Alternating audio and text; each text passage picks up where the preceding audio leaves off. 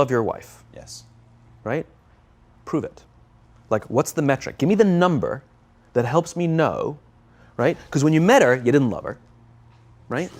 Now you love her, right? Tell me the day the love happened. It's an impossible question, right? But it's not that it doesn't exist. It's that it's much easier to prove over time, right?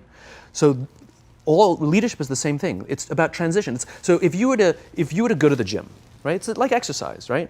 If you go to the gym and you work out and you come back and you look in the mirror, you will see nothing. And if you go to the gym the next day and you come back and you look in the mirror, you will see nothing, right?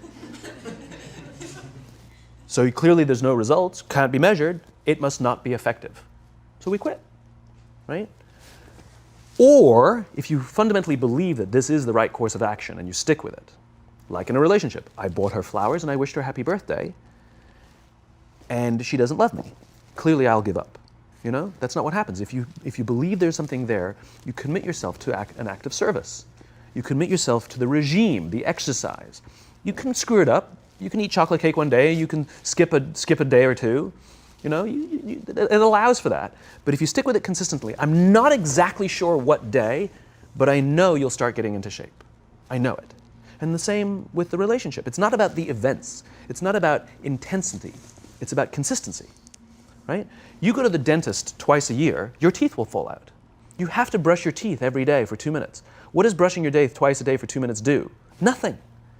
Unless you do it every day, twice a day for 2 minutes. Right? It's the consistency. Going to the gym for 9 hours does not get you into shape. Working out every day for 20 minutes gets you into shape. So the problem is we treat leadership with intensity. We have a 2-day offsite, we invite a bunch of speakers, we give everybody a certificate. You're a leader, right?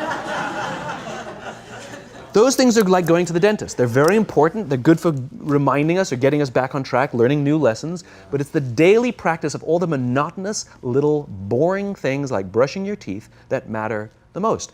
She didn't fall in love with you because you remembered her birthday and bought her flowers on Valentine's Day.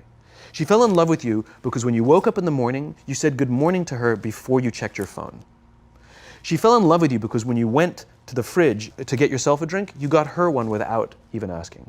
She fell in love with you because when you had an amazing day at work and she came home and she had a terrible day at work, you didn't say, yeah, but let me tell you about my day. Right. You sat and listened to her awful day and you didn't say a thing about your amazing day. This is why she fell in love with you. I can't tell you exactly what day, and it was no particular thing you did. It was the accumulation of all of those little things that she woke up one day and as if she pressed a button, she goes, I love him, right? Leadership is exactly the same. There's no event. There's no thing I can tell you you have to do that your people will trust you. It just doesn't work that way. It's an accumulation of lots and lots of little things that anyone by themselves is innocuous and useless.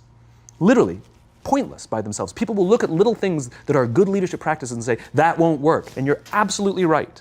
But if you do it consistently, and you do it in combination with lots of other little things, like saying good morning to someone, that looking them in the eye. My friend George, who's a 3-star general in the Marine Corps, he says his test for leadership, and I love this, he goes, his test for a good leader is if you ask somebody how their day is going, you actually care about the answer. Right? The number of times we're walking to a meeting, we're rushing, we go, how are you? Not good, I got to get to you later, I'm late for a meeting. Right. If you ask the question, you were standing there and you were listening to the answer.